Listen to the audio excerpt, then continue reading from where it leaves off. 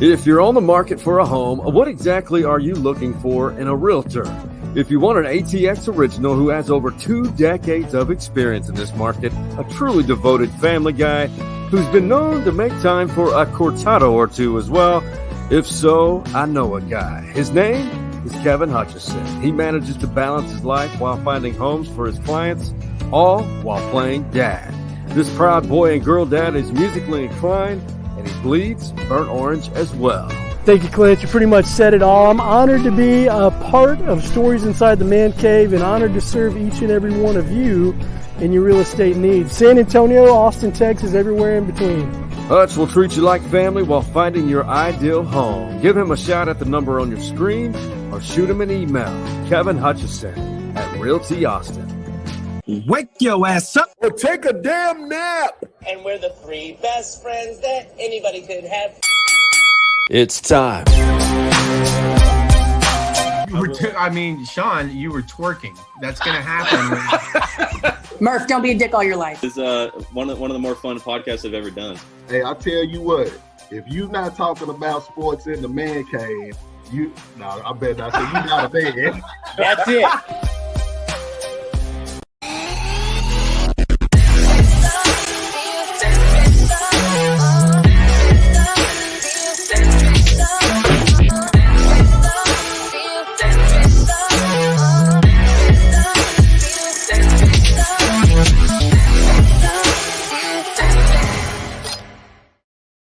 Well, that's perhaps the most dramatic introduction to Ryan Ivey, I would think. And as you can tell, my friend, we take things very seriously here. There is no child play whatsoever. That's what it seems like. I mean, that's why I'm here, right? The serious business of it all. Oh my God, episode 158. This guy is honestly one of the talented, up and coming athletic administrators in collegiate athletics. His name is Ryan Ivey. In this episode, you saw the commercial, the ad at the beginning of the episode, sponsored by this guy, Kevin Hutchison, Realty Austin. He's an ATX OG. I think across the state of Texas, not just Austin and San Antonio, real estate is a problem as far as the entire process, because if you're a buyer, it is definitely a seller's market right now, and he's one of those guys which will make this transition that much easier. All right, so ideal timing, we keep hearing about, realignment has dominated I guess you could say, headlines. Everybody's talking about it. Even non-sports fans who have no idea what they're talking about are talking about college athletics realignment. We're going to talk a lot about that with this guy who is quite knowledgeable.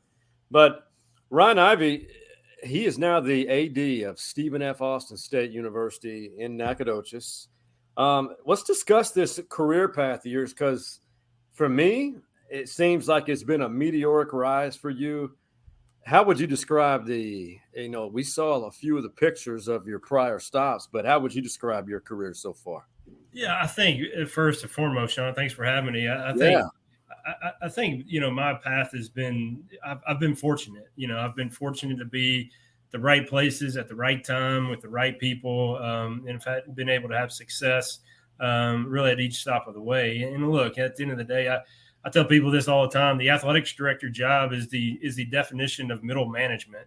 I mean, at the end of the day, that's what we do. That's who we are, whether that's, managing up to president and the board and managing down, so to speak, to your staff and department, measuring, horizontally to donors and fans and season ticket holders, whatever. I mean, we are the definition of middle management, and we can only be as successful if we have great people around us. And so I think for me, when I look back at my time and my career, it's been, we've had success because of people, right? And we've had the opportunity to hire good people, to really have people buy into the vision of the things that we were trying to do from a departmental standpoint, and being able to achieve really those visions.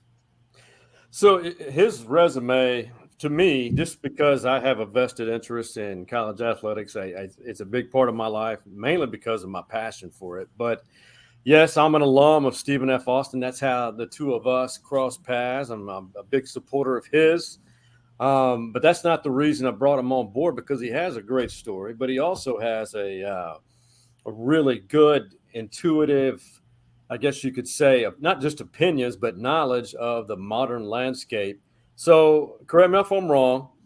You made stops at McNeese State before you were the true AD, Austin P, Texas A&M Commerce, and now Stephen F. Austin. What am I leaving out? Did I hit them all? That's it. Yeah. I mean, outside of spending a couple of years at the University of Memphis in the director of operations role, and then obviously time in Memphis, when I played there. But no, I mean, that's kind of been, the bulk of my career over the last 15 years. And, I've had the opportunity to, and again, I think McNeese and being able to get my start there with Tommy McClellan, who's now the deputy AD at Vanderbilt, who left McNeese and went to Louisiana Tech as the AD.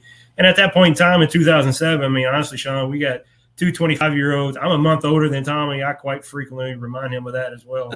But we had two 25-year-olds trying to run a Division I athletics department, and I don't think that either one of us had a clue exactly what we were doing. But we were able to figure it out together and spent, almost 6 years of my life there and really enjoyed it, and really where I cut my teeth and got to do a lot of things. And to me, kind of fell in love with the small college athletics side of it, knowing, that we have every day the opportunity to really have, an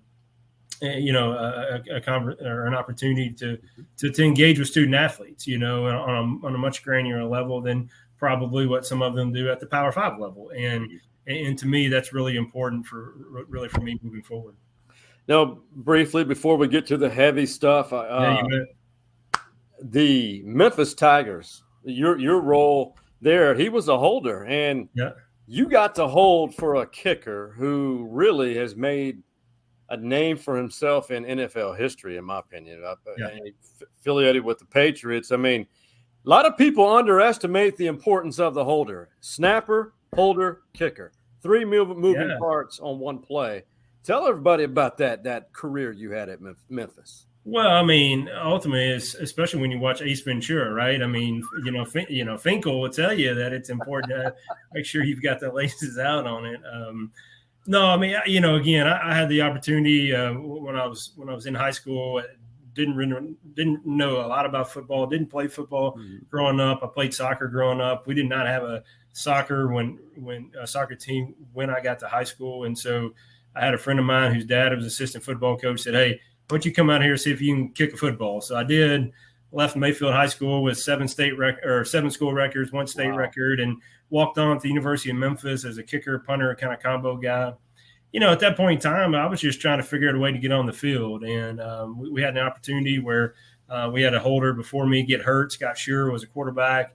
And then I just kind of worked my way in there. And again, I think what we found out was me spending all the time that I had with those guys, because I was with them all the time, created a much better rhythm for all of us moving forward. And so I was able to certainly earn that job and spent most of my career there holding for Stephen Gostkowski, who, as you alluded to, I think will be a Hall of Famer one day, and is the all-time leading scorer for the New England Patriots, and did some really good things. My claim to fame, as I tell people all the time, is I held Stephen's balls, right? Like, that's where it was. You have been inducted into the Hall of Fame of stories inside the man cave for that comment alone. That's exactly right. So, but no, and again, for me, it was just trying to figure out a way to really get on the field. And it was a walk-on that later earned a scholarship for the last couple of years I was there at Memphis. And I was just trying to find a way to help my team win. And I think that was something that was very special to me, and certainly a lot of fun. I think, and you and I have had this conversation before, and people who played sports for a long period of time, or even student athletes at the college level, they're equipped to handle adversity. And that's kind of what has prepared you for this college athletics administration opportunity. You have to forgive me. I have a new retainer, and I feel like I'm dishing out a lift right now.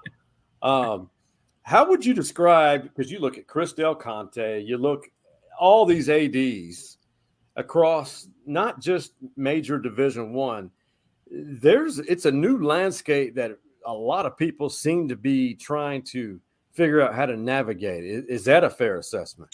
No question it is. And I think, look, at each level that you're at, I think each AD has the different challenges, right? And the challenges that I have at Stephen F. Austin, while similar in nature to what CDC has at Texas or Ross has at A&M or Mac has at Baylor, aren't the same, and ultimately, yes, we are all dealing with college athletics, and we all have the same size football field and the same size basketball court, and we're dealing with 18 to 22-year-olds who are making 18 to 22-year-old decisions. But those guys have a lot more zeros at the end of their problems than I do, and so they're trying to navigate that at a much higher level and landscape, and it's much more public in nature. And but I think where we are across the enterprise of college athletics, you see that we're all trying to figure out kind of where we fit, right? And I think that's the biggest challenge that we all face right now. And I've had conversations with colleagues at the highest level, and I jokingly tell them, hey,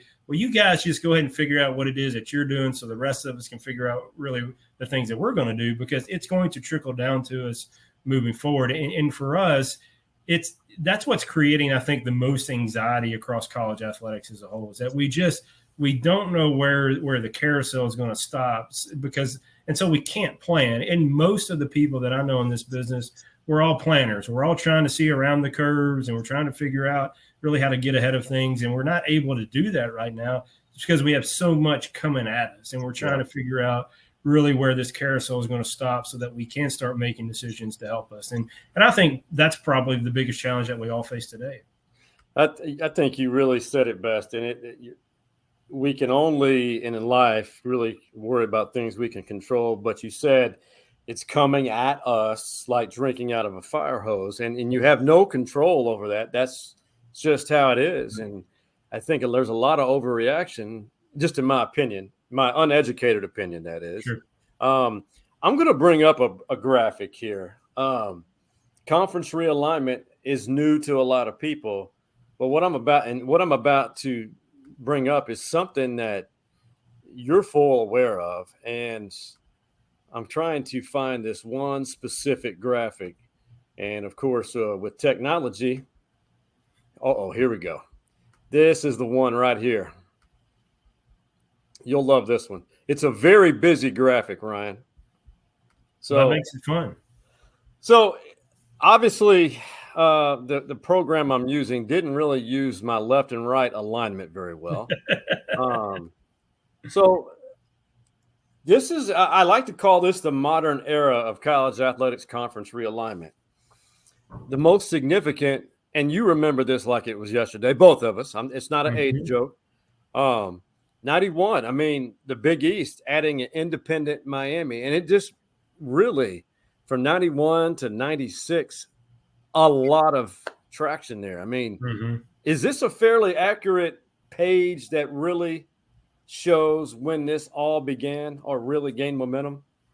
Yeah, no question. And look, I think at the end of the day, I mean, I think you can take it all the way back to the lawsuit that was won when conferences or when institutions tried to sue to get the ability to really manage their own TV rights. Yeah, and I think that's really where it comes back to. And again, you look at 92 and all that with SEC added some schools. I mean, part of that was to help them with their SEC championship game, right? That was the first conference to manage a football championship game, and you've seen the 30 for 30 on that and what that looked like, and how that's just snowballed across the board now moving forward. And look, at the end of the day, especially at that level, it comes down to eyeballs, and it comes down to impressions, and it comes down to media households, and it comes down to valuations that each conference member has to help to grow the brand of the league really exponentially. And so that's where I think you've seen in every move that you see on this screen, I would say, even outside of the 2021 WAC for us and Sam Houston and Lamar, although in ACU, and although some of this was similar, like all of these moves have been made because of football. Yeah. Right. And football is driving the train for all of us. And we're all trying to figure out, again, where we fit into this landscape. And I've said this for a long time, that until we stop keeping score, someone is always going to try to gain a competitive advantage somewhere. And that's the world that we live in. We live in a very results-oriented business, and we have to understand that we're always trying to do something to get us ahead of our quote-unquote rival or our quote-unquote competition with that. So I guess the next big question is, for you in particular, a school like Stephen F. Austin, for those watching who aren't real sure, they are a Division I athletic program, FCS, Football Championship Subdivision. Essentially, they have 63 scholarships, correct, versus 85 in Football Bowl Subdivision. If someone were to ask you, hey, could you give me a brief synopsis of how you think this may end up for programs who are in the FCS lower D1 echelon, and how does that affect Stephen F. Austin? And, because now their rival, Sam Houston, just for everyone to know, they are going up to FBS, so they're ineligible for postseason this year. Correct. So I'm not going to judge their move, but Sure. it seemed, I guess they decided that was best for them. Yeah.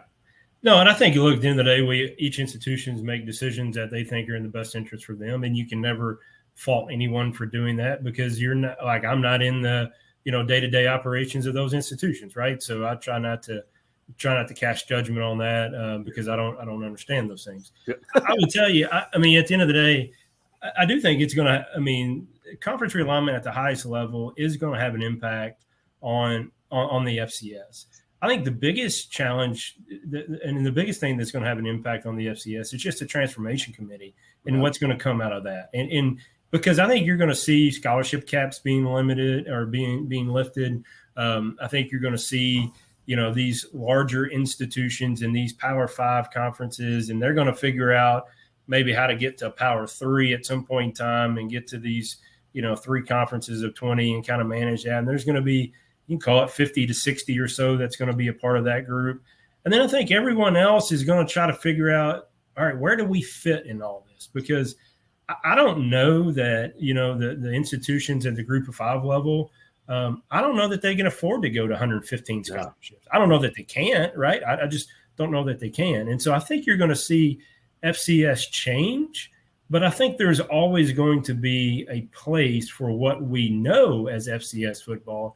It just may change, right? It may be a little bit different than the things that we're used to. And I think you could see, and we may end up at 85 scholarships, right? We may end up having to go up to 85 and be a part of that group that we know of now that's FBS, but then we all may come together and have our own championship, right? And there may be some value associated with that with the NCAA. There may be some value associated with that with the college football playoff. Who knows, right? Yeah. I think that's the biggest challenge, is that we don't know what this is going to look like.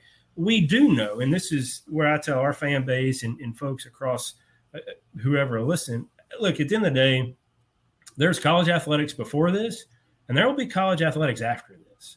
It's just going to look different. And we've got to understand that. And I think all of us are trying to figure out, all right, how do we best position ourselves to handle the changes that are coming that we certainly don't know what those are. And the decisions, I think all individuals in the key, positions of leadership or administrators, this is a very vital time as far as decision making for any program over the next 5 years. Because is that when you make these types of decisions as a group, as a department, yep, are those 5-year decisions or greater? Well, I think hopefully, ideally, yes. You think these are 10-year decisions, right? These are 10-year plus decisions to where you're able maybe to come together. Obviously, in Sam Houston's case, it was less than a year decision because they ended up going somewhere else. But again, it's just opportunities presented themselves, and they felt like they had to take advantage of it. And I tell people all the time, look, Sam Houston, and when you compare just us to Sam Houston, right? Yeah, they've had a lot of success in football over the last decade. Mm-hmm. Very much so. We have not. And that's, again, the reality of that. I can't change the past. What we can do is focus on where we are now and how to position ourselves and make us better for the future. And I think we're doing that. We're seeing success in football. We're ranked in the top 15 this year in preseason polls. Like, we have the opportunity to continue momentum that we have to position ourselves in a way that once the transformation committee figures out exactly what the NCAA is going to look like, and especially at that highest level, then hopefully we position ourselves with value that we can figure out ways to make this work moving forward. And I don't know what that is. And I tell people that all the time. I don't know what 6 months is going to look like. I don't know what 6 years is going to look like. But I do know that we're going to play athletics here at Stephen F. Austin, and we're going to have the opportunity to continue to grow it moving forward. Well, I'm glad that you at least are able to see what next year will look like, because I don't know what tomorrow will look like here on my end. You know, I may not be able to. I may have a cramp at my age in my left hamstring these days. I don't understand that. No doubt. I'm getting old, my friend. There's not enough bananas or electrolytes Yeah. in Austin to help me out. I promise. Because it's 160 degrees outside. Oh my God, it's the oven, and where you are, the humidity is 97% year round. But it's not far off here. I'm not. No doubt. I didn't want to shame you, and I didn't want to shame Nacogdoches for its level of humidity. It's really high. You could go outside if you have hair, which I don't. It's really nice. It's a really nice look this time of year. No doubt. So I know you're aware of this, but TV networks, streaming TV, the dollars, the investment of these networks and the streaming apps are what is driving all this. Mm-hmm. And I love when I have these conversations with you, and I can't wait to show this graphic. Now, this one's a little dated, and I'll have to remove the lower third. So if any of this information that you see is inaccurate, this is based upon the website on3.com Mm-hmm. that I was cross-referencing and had more details. This is just the top three. And the reason why I put the Sun Belt, look at that number in comparison to what each program receives. And is that accurate as far as the college football playoff, how much it generates for those specific programs to split? As far as I know, yes. I don't know the ins and outs of that, but yes. So you look at this number, and after expansion, you'll see obviously the SEC rise to the top. How would you? And I've never been able to answer this question at the FCS level. Are there TV revenue dollars that you guys are able to share as far as revenue? Yeah, there are, but it's nowhere near this. I mean, it's nowhere near what the Sun Belt has, right? I mean, we're probably sitting on $50,000 to $75,000 a year, not $500,000 a year. So when you look at this, let's say when you got into chasing your pursuit of being an athletic director, did you ever think that right now these three numbers are the top three leagues would ever reach that and possibly could be doubled within the next 5 years? Well, I was about to say, I mean, you see the reports coming out with the Big Ten now. I mean, in 2024, 2025, you're talking about $100 million a year per institution. I mean, that to me is where, I mean, they haven't sold one ticket yet. They haven't raised $1. They haven't sold one T-shirt. They haven't done anything extra when it comes to revenue generation, and they're already at $100 million. Wow. Like it's fascinating. Yes, it is.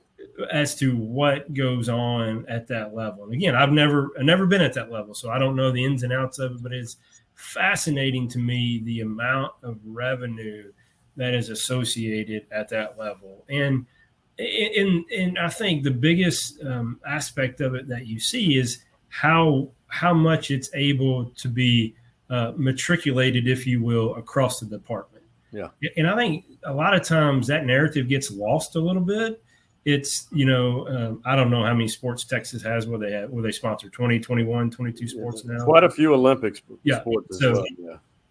Most of those sports, again, I haven't seen their budgets and the financial statements, but I would guesstimate to say that those sports are losing money, right? And football and basketball, right? And the aspect of what they're doing is helping to provide the opportunity for those student athletes that are there, and how that helps the University of Texas as a whole and what's going on. And I think that's, to me, the biggest challenge. One of the biggest challenges that we face is we have forgotten about that narrative, right? We've let that narrative get swallowed up in the current media conversations and as to really what's going on, because there are some still, whether people want to admit it or not, and whether our pundits and those individuals that want to disagree with us and talk about how college athletics is going through the gates of hell right now,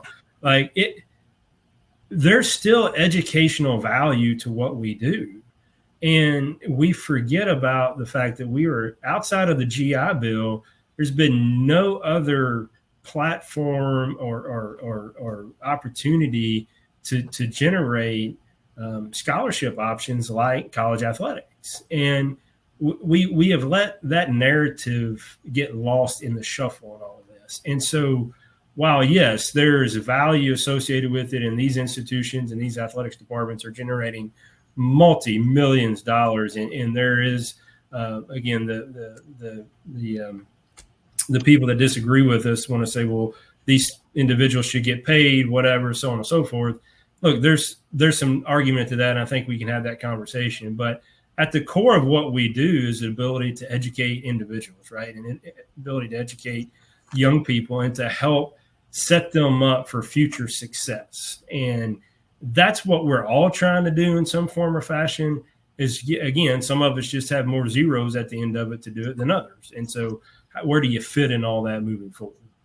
No, that's a great way to really, just articulate it to most people, because let's face it, most people, I'd say 90% of people have no idea how this works. Right. It's not their fault. It's just being thrown. It's being thrown at them more so than at any other time frame. But it also brings a level of conversation that people are now, I think, are asking, what's NIL? These grant of rights, what's that? Oh, college football. Well, is amateurism being thrown out the door? It's just people talking. Right. And that's good for this sport, and it's good for college athletics. So before we go back to acting like teenagers with the bottom half of this segment, I've got to ask, because a lot of people all people hear about the Power 3, Power 5. Mm-hmm. How do programs like yours generate revenue, in addition to how the basketball program, which is known across the country, men's, NCAA tournament appearances generate revenue, but I feel like there's some creativity in other areas which help you guys. Yeah, I think for us, and especially at our level, again, we are not self-sufficient athletics departments, right? So we are not Texas or A&M where they're on their own and they're managing that and they're giving money back to the institution, so to speak, and trying to figure that out. So for us, we are truly connected to the institution from a funding model standpoint. And we look at it from a standpoint of how do we, from an athletics department aspect of it, help to generate exposure, awareness, and create opportunities for marketing vehicles. Again, what are we doing to create opportunities to expose Stephen F. Austin to other individuals, but at the same time, leveraging athletics as part of an enrollment management strategy as well. And because if you think about it, we have 450 student athletes. We're going to go up to 550 because we just brought over the Spirit Squad to us this upcoming year. So we're going to have 550 student athletes that are connected to the athletics department. Wow. Well, per the NCAA legislation, we're only allowed to give out 197.2 scholarships. That's the maximum allowed scholarships that we can give out. So more than half of our student athletes are paying to come to school here in some form or fashion, right? And again, of our 550 student athletes that we have, including Spirit Squad, 20% of them are on full scholarship. So 80% of our student athletes are paying in some way to come to school here. And that's not unique to us. That's across the board, just because there are scholarship limits. And again, that's part of what the transformation committee is going to be looking at to maybe lift and change that aspect of it. And at the highest level, I get it, right? If you've got $100 million coming to you, there's some opportunities to do that. So I certainly understand that, right? But at our level, there's always going to be this equivalency-based sport model that's going to be part of enrollment management strategy. And again, we don't lean on athletics to increase enrollment, but it's a part of that strategy as a whole. And so, again, while we may spend, $4 million in scholarships, we're generating another $4 million in revenue going back to the institution. In total, again, our scholarships that we're paying that back to the institution. So you're talking about, close to $8 million or so that's going back to the institution from a revenue standpoint as well. So we look at it holistically, really, from that aspect of it. Obviously, the external self-generated revenue that we're trying to create through just like every other institution, right? We're selling tickets, we're generating fundraising dollars, we're selling sponsorships, we're selling T-shirts, licensing, all those things. We're just doing it at a much lesser scale than what Texas or A&M is, right? And so it's just creating that opportunities for us. And then, obviously, for us, the basketball tournament is really, really important. And being able to leverage the exposure and the awareness that the NCAA basketball tournament, specifically the men's tournament, creates for institutions that have the opportunity to really participate in it. No, it makes sense. And I think this is the information that I think could be a really good conversation for the academic side of a university, because I think there is a ton of misunderstandings, bad perceptions, and quite honestly, the wrong info circulating over to individuals which are easily impressionable, if you will. Sure. And then, I don't know if that's happening there at Stephen F., but I've seen it other places. Sure. And it creates a rift, some friction. Yeah. So there you heard it from an AD who has experience. Athletic departments not only provide young men, young women opportunities, but it reinvest into its institution, that is.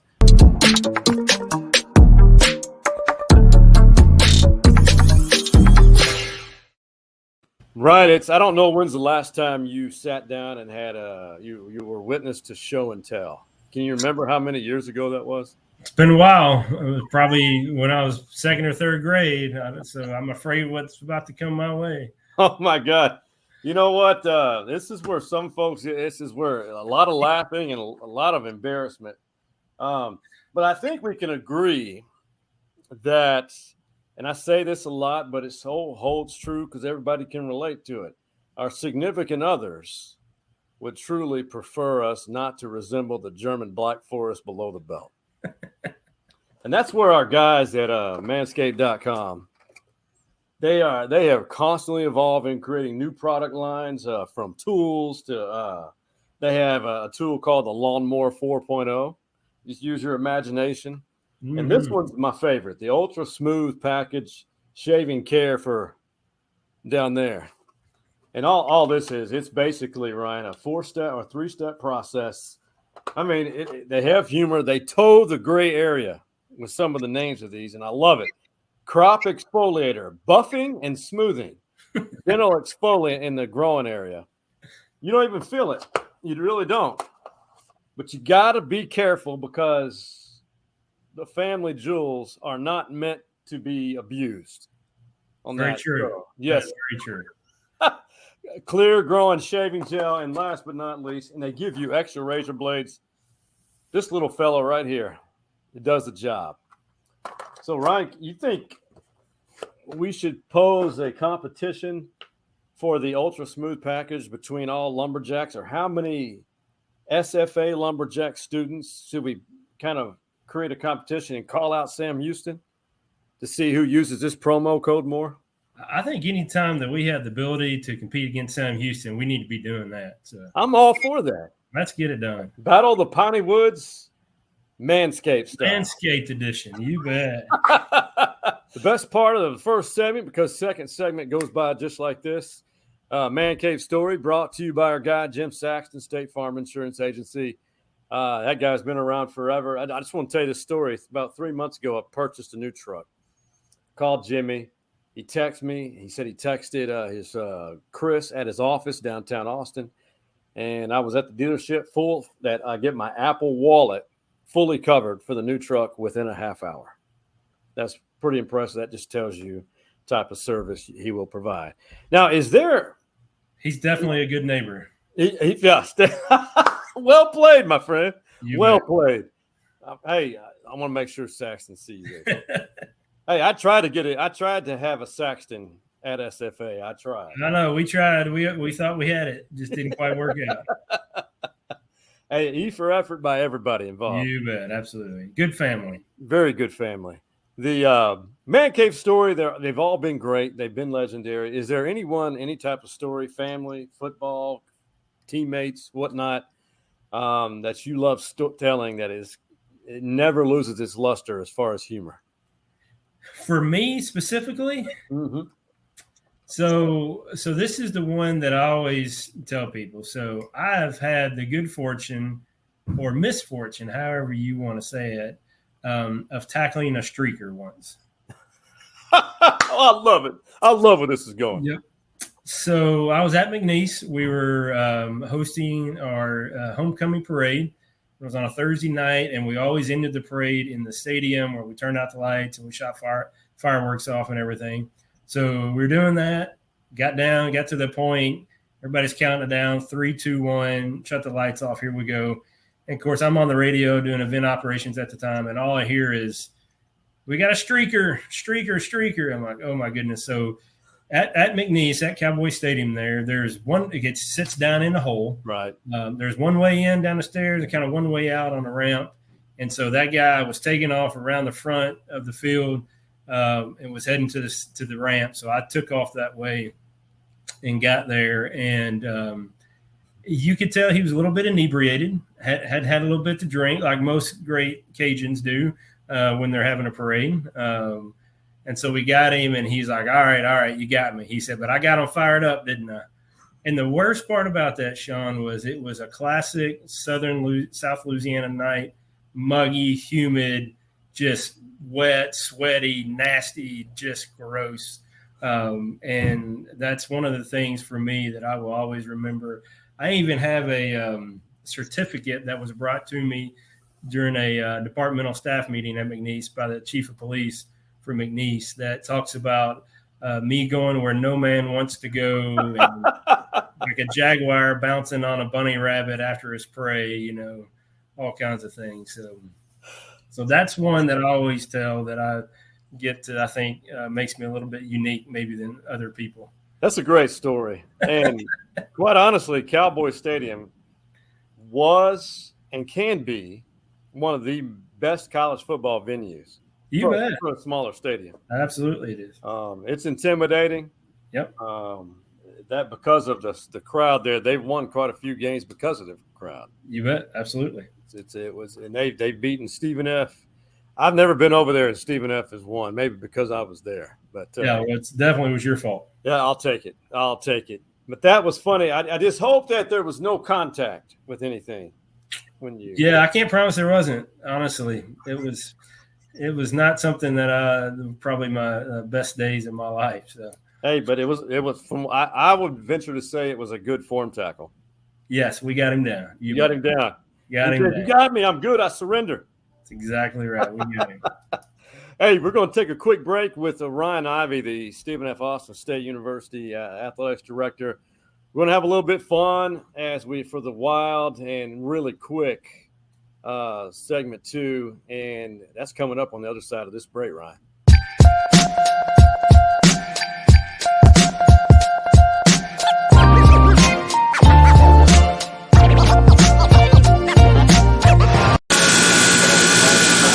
That's the sweet sound of frigid air to help us make it through this Texas heat. But if you experience issues with your AC and are sweating inside of your own home, you need an honest and locally owned company to make those repairs. Now, I know of a place which is not only locally owned, but veteran owned too. Honest AC and Plumbing prides themselves on their handshakes and their quality of work. If you live in North Austin or in any of these northern suburbs of the ATX, give the boys at Honest a shout. Be sure to tell Floyd, Will, David, and the staff you're a loyal Stories Inside the Man Cave podcast viewer and follower. This is JJ Gotch, CEO of the Austin Gamblers, and segment 2 of Stories Inside the Man Cave is next. I'll just hold it. Yes, this is SFA, Lumberjacks. There you go. I could just sit here with an axe. Oh, my God, that would be awesome. We're looking forward to this season, chopping wood. Got all the props ready. Hey, that's your football. Well, our football coach. That was 2 years ago during the pandemic.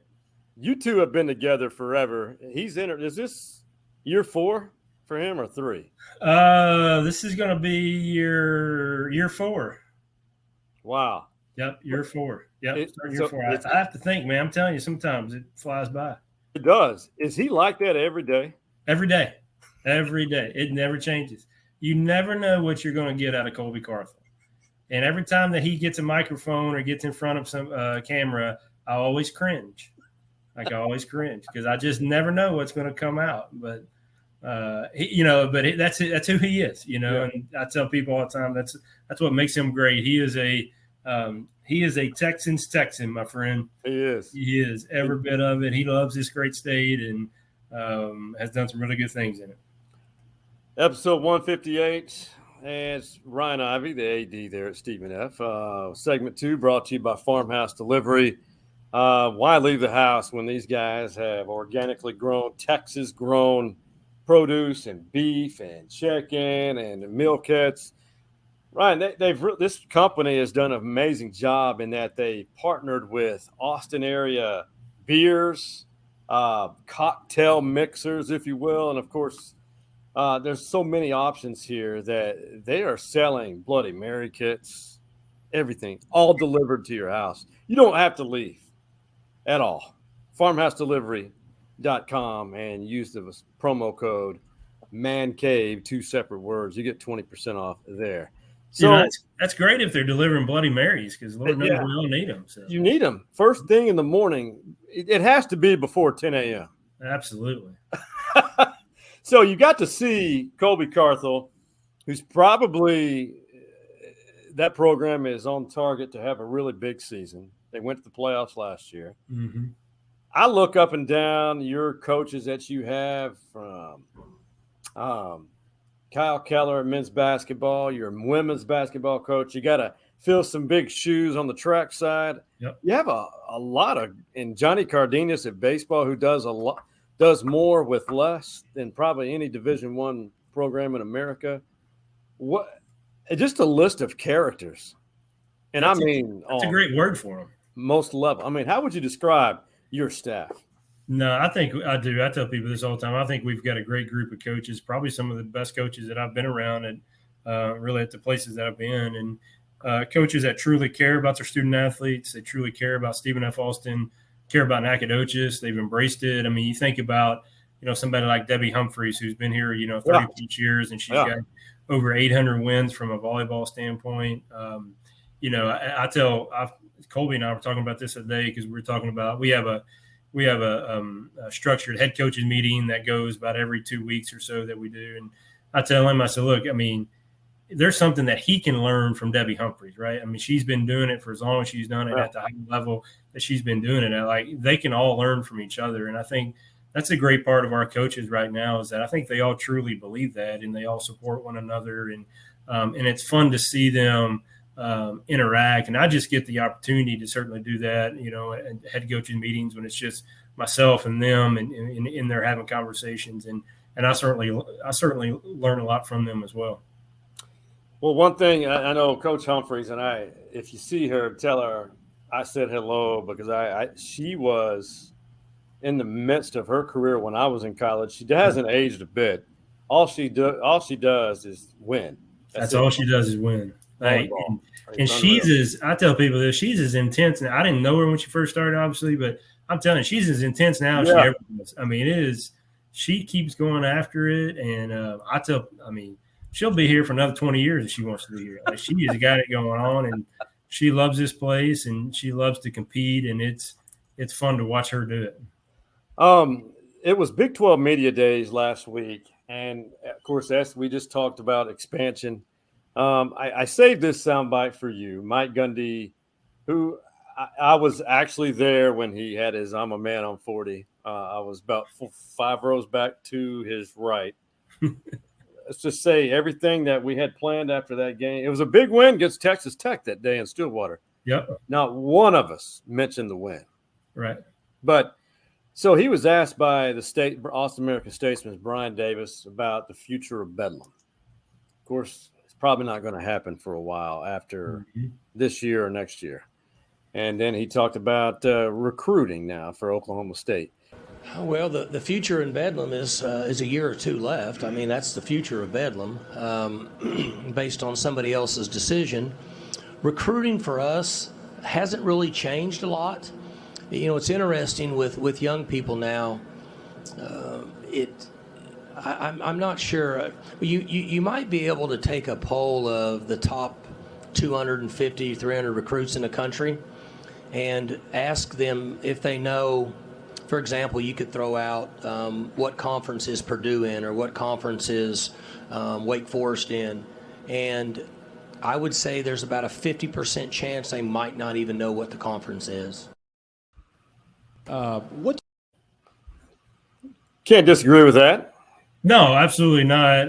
You know, again, I think at the end of the day, he's spot on. And I think, Coach Gundy has had a long career of creating sound bites, right? But the one thing about him is he's been honest, and you can say what you want to about him, but he seems like, and I don't know him, but he seems like he's the same person day in and day out, and is consistent in who he is and what he's doing today as he was when he got started. And, I think ultimately, again,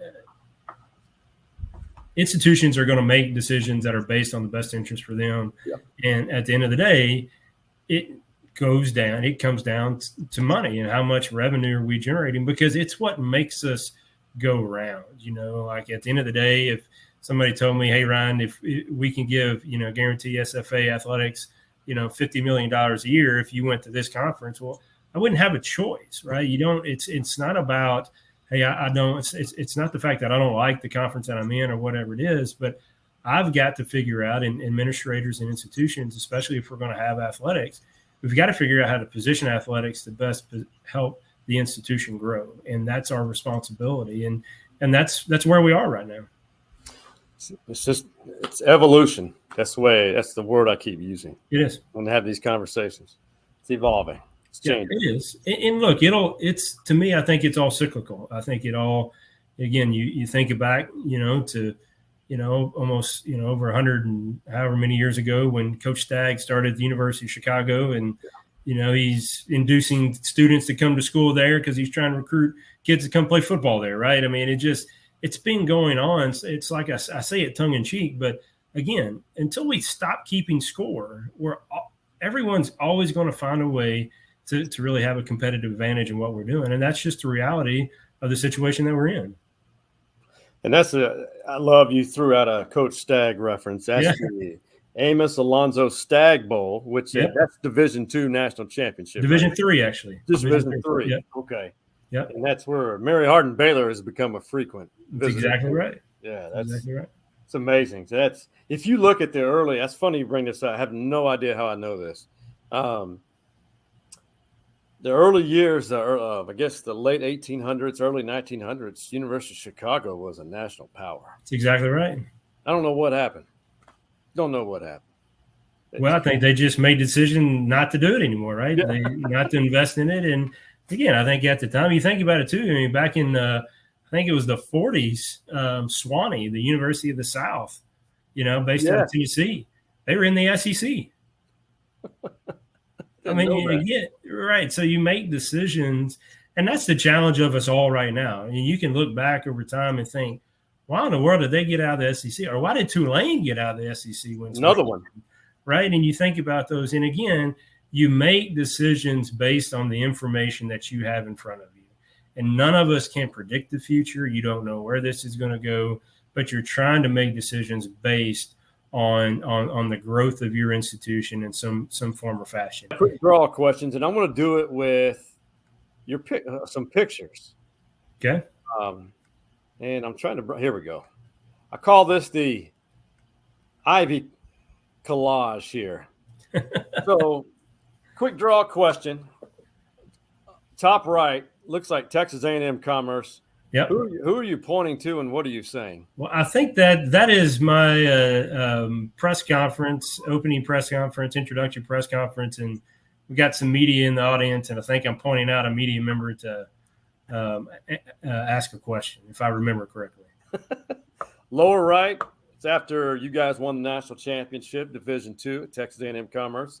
Colby Carthel, it almost looks like he has a Hawaiian lei around his neck. He does. That's actually, it wasn't the national championship. That was our first conference championship there. Oh.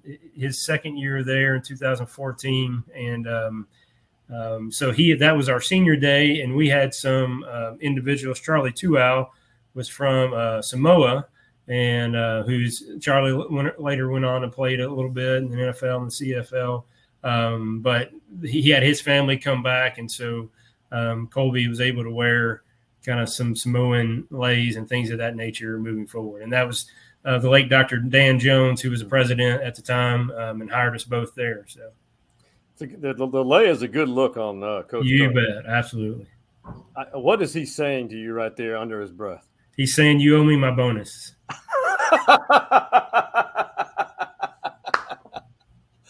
All right, bottom left. That is you when you were at Austin P. Yep. Are you guys always that serious?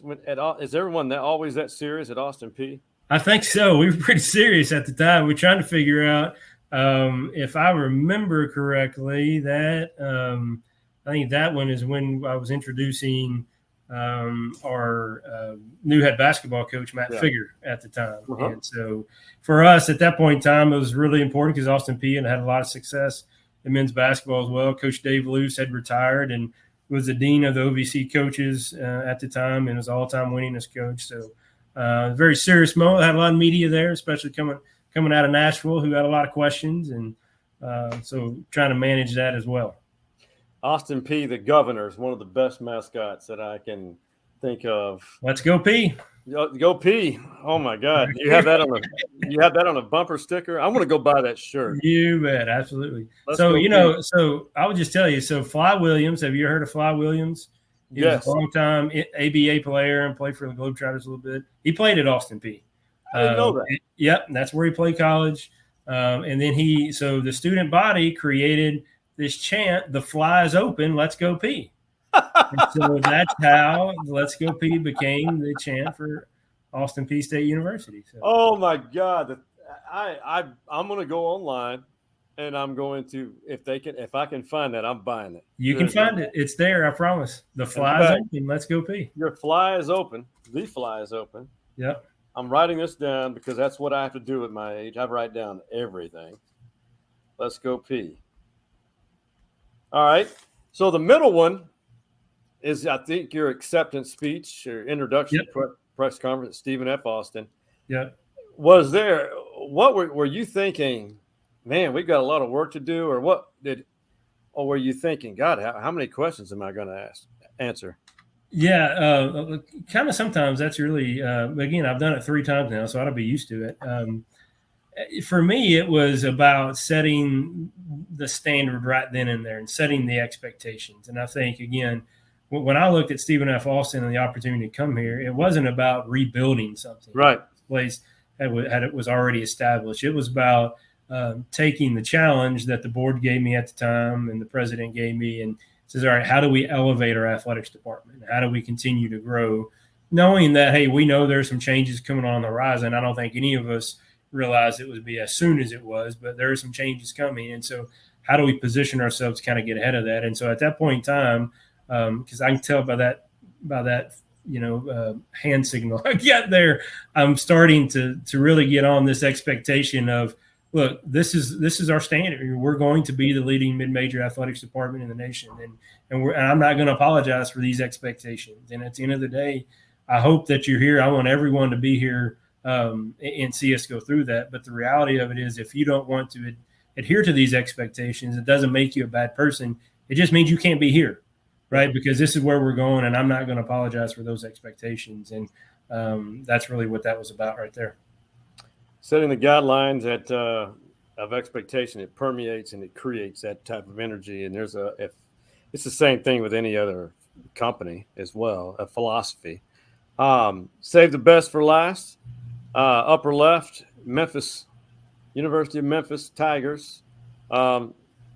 Did that extra, was that a practice or a pregame, or was that an extra point or field goal made? Man, I don't know. We're just gonna go with the fact that was a game-winning field goal that we had against East Carolina. That's what we're gonna go with. How about that? I don't think that's the case. I actually think that was against Houston, because I see some red back there against the Liberty Bowl, and we would have won that game pretty handily, I think, if I remember correctly. But as you can see, laces out, ball's getting ready to be leaned. I mean, the elbow goes against the leg to make sure the ball goes where the kicker wants it.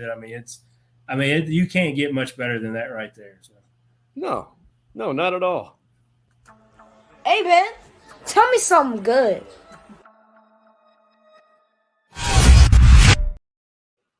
Well, it's really hard to determine what we call this segment. Tell me something good. Brought to you by our guy, Kevin Hutchison of Realty Austin. Since when this podcast started, we were just all audio, and a lot of negativity was going around at the beginning of the lockdown. But our premise was then, and it always will be, either begin or end with positivity. So, Ryan Ivey, tell me something good going on in your world, or something that you have noticed or observed that maybe others haven't. So tell me something good, my brother. Well, Sean, it's really good. First of all, it's really good that you guys do this, because it's actually something that we talk about. And I know Brandy Bryant, who's our associate AD, she actually ends all of our SAC meetings with "Tell me something good." So awesome. Talking about that positivity and what that looks like. I think for us here at Stephen F. Austin, the great thing about it is, we got a new athletic season right around the corner. We got student athletes starting to come back here in about 2 weeks. We got football season getting ready to start. Soccer is getting ready to start. Volleyball is getting ready to start. It's really, for us, it's a time of anticipation. It's a time of the opportunity for us to think about what the future is going to hold for this year, and think about really how we're going to have the opportunity to invest in the lives of student athletes. And ultimately, that's why we're here. So that's where we are here in Nacogdoches, my friend. Hey, I love it. It's too easy to spew negativity. It is. It's too easy to throw somebody under the bus or cut through them with negativity, instead of just accepting what is and drawing the positivity out of someone else and then continuing that cycle. Yeah. It's there's two things we can control every day, right? And that's our attitude and our effort. And I think if you focus on those things, right, and that's what we talk to our student athletes and our coaches and staff about. If we focus on controlling what we can control and not worrying about others and not getting emotional and not reacting to things when it happens, but controlling what you can control, focus on having a positive attitude and focus on giving great effort every day, good things are going to come.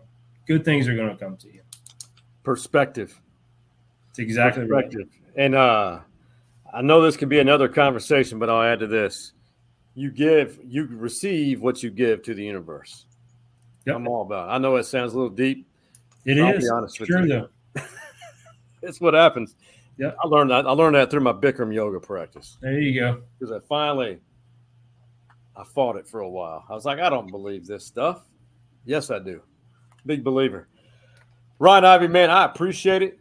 You carving out time and educating our viewers and listeners on the entire college athletics landscape, because I think that's what gets missed in the situation or overlooked, what it's like for the lower Division I. But this will affect everybody. So we learned how you guys adapt and move forward, and we also learned about a T-shirt that everyone needs from Austin Peay University when you were AD there. The fly is open. Let's go P, as in P-E-A-Y, correct? That's it. That's exactly right. Oh, my God. I love it. Yep. So what does a fine lumberjack say before he or she says bye? Ask him. That's it. So for the now alumni, VIP alumni from Stories Inside the Man Cave podcast, the Ryan Ivey, and for the OG Man Cave boys, that being Hardball Hards, Big Mike, and Coach Mo. We are out. You see the drippy, I'm fitted up. Hop in my car and the giddy up.